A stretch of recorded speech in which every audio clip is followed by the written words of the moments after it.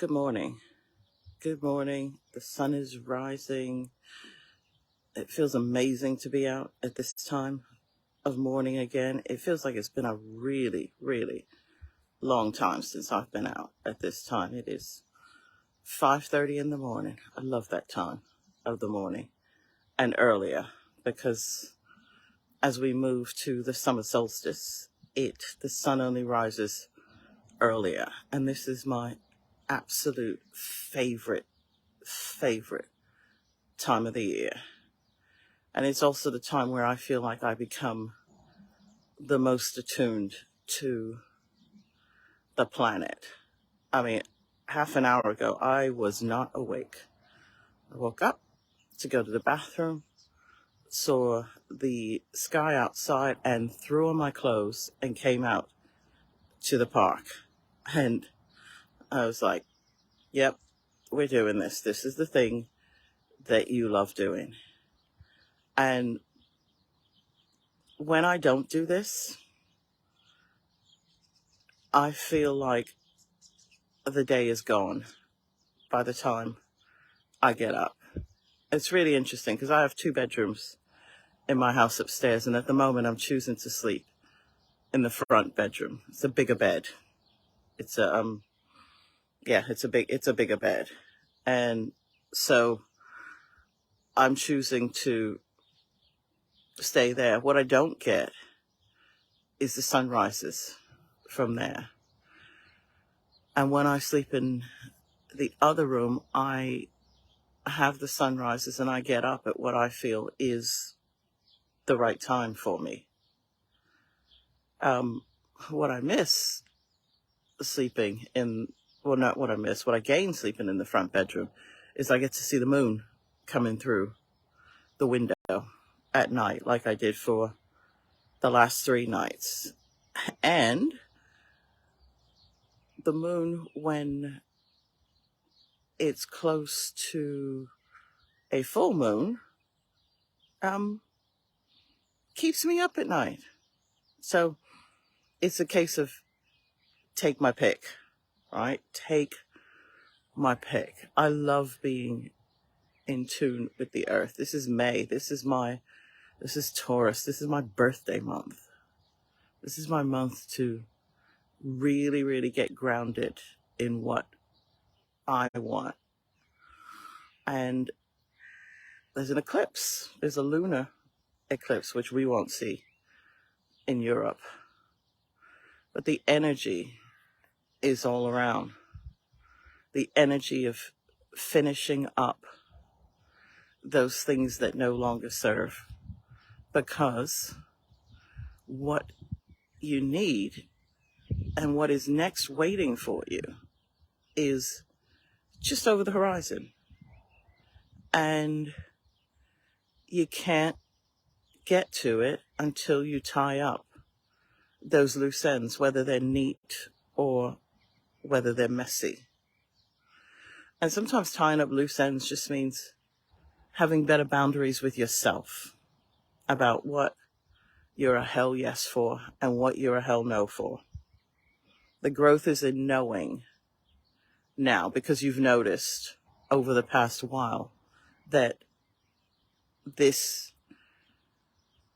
what you were doing didn't serve you. So like for me, the people pleasing didn't serve me at all. All it did was it made me madder and more frustrated. And when I get mad and frustrated, I can't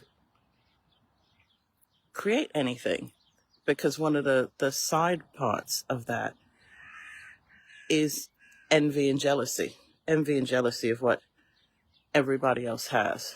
As I was walking here, I was thinking about the amazing year that I had in 2022, and also how everything is temporary. It doesn't mean that 2023 isn't amazing. It just means that it will be amazing in a different way. And there is growth towards a different thing. And 2022 taught me about so much that I do want in my life and so much that I don't want in my life. And so when I'm feeling frustrated and bitter and disappointed and sad and angry, none of the good can come through. However, if I don't feel these feelings, then the good won't come through, because these feelings remind me that there's something in my life that needs to be tended to. And so that's what I'm doing at the moment. And that can feel like a really tough time, when one year was like the highest of the highs, and the next year, even going down 1 or 2 notches, feels lower. It can feel like being on the highest mountain and this year being in the lowest valley. And it's not that. They're just different. They are different. And they both have equal value. And I also know what I want more of in my life. I want more 2022 in my life. And in order to get that, I have to do some work around to get it to be that way. And so that realization for me has my inner child, who's been so happy playing last year, being really mad, being really, really mad at me. Daily check-ins with her. How are you feeling? She's like, when's the fun coming? When are we going to do the fun things again? When are we going to do the 2022 things? When are we going to see all of our friends? When are we going to do ... And I have to remind her that 2022 was fantastic, and it was a part of us. And in order to do more of these things, then I have to look to behaving in a different way. And by behavior, I mean work habits, and do them in a different way. And so there's going to be a lot of work. And actually, work is fun for me now. I am not complaining about my work, because I could be doing what I was doing 8 years ago, which means that I would be getting ready to get on the 6:19 train to go into work, to work 2 hours overtime before the normal day started, and to work 2 hours overtime after the day officially ended. And I'm not doing that. So compared to that, this is a holiday camp.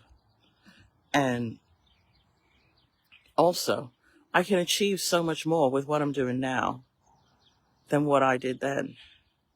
What I loved about what I used to do is the discipline of having to go in there to do it. Somebody else was paying for me.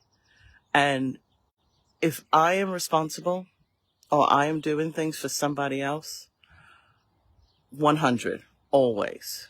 If I'm doing things for myself, I'm like, yeah, well, maybe they can wait. And you know what? It can't wait. So now that the sun has actually risen over there, see that? I am going to go on the rest of my walk, because what I love about this is that by 6:45 latest, I will be finished on this walk, this part of my day. And then I can get on with the other things that I'm doing today, because I have a very long day and I'm thrilled about it. Even first thing in the morning, the sweat, the humidity. I feel like part of my, and that'll be another video for another time. So have the best day available to you. Speak to you soon. Bye-bye. Bye.